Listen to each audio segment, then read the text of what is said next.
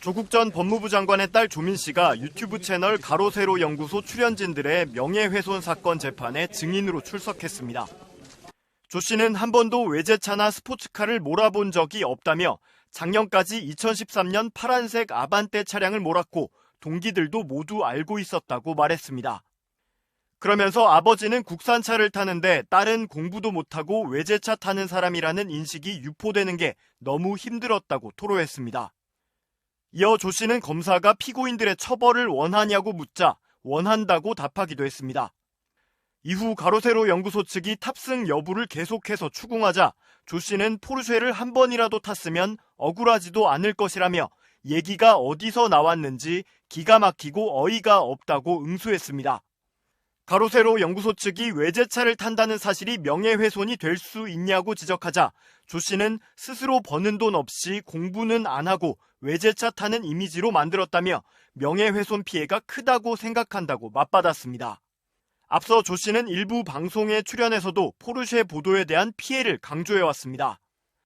그동안 여러 허위 보도가 있었는데 저에 대한 예를 들어서 제가 포르쉐를 몬다든지 아니면은 세브란스 피부과에 찾아가서 뽑아달라고 했다든지 그런 허위 보도에 대한 손해배상 청구 소송이 진행 중에 있습니다. 앞서 가로세로 연구소 출연진들은 지난 2019년 유튜브 방송에서 조 씨가 빨간색 스포츠카를 타고 다닌다고 허위 사실을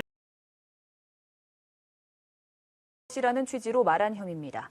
이들은 당시 발언은 전체 중 극히 일부이며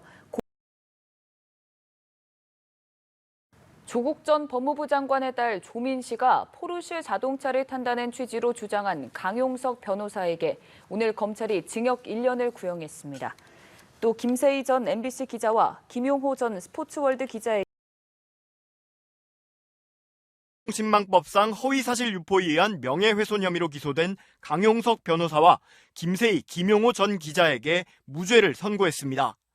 재판부는 이들의 발언이 허위라는 점은 인정했습니다. 하지만 허위의 사실이 특정인, 즉 조민 씨의 사회적 가치평가를 침해했다고 보기는 어렵다며 명예훼손이 성립하지 않는다고 판단했습니다.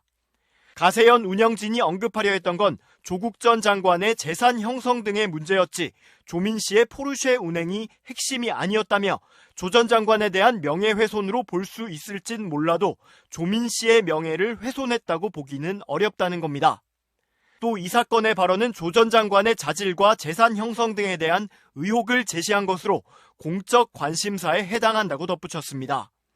해당 발언은 전체 방송의 극히 일부였고 취지도 공익적 목적이었다고 주장한 가세현 측의 법리를 받아들인 것으로 보입니다.